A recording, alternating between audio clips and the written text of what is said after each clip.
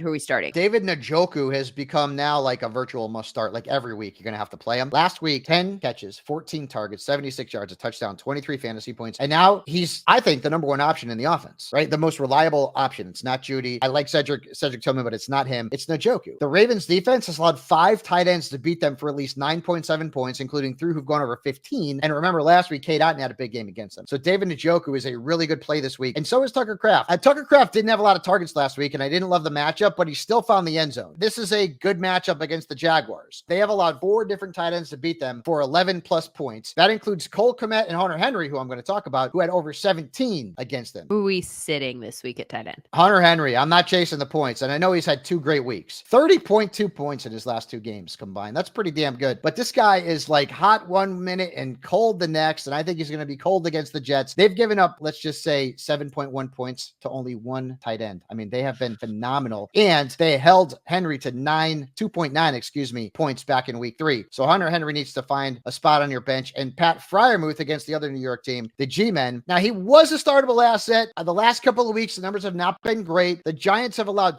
35.1 receiving yards and the 7th fewest fantasy points per game to tight ends. In fact, 1 tight end, Lindsay, has beaten them for more than 10.2 points this season. So Freiermuth is going to go away from a fantasy perspective in week 8.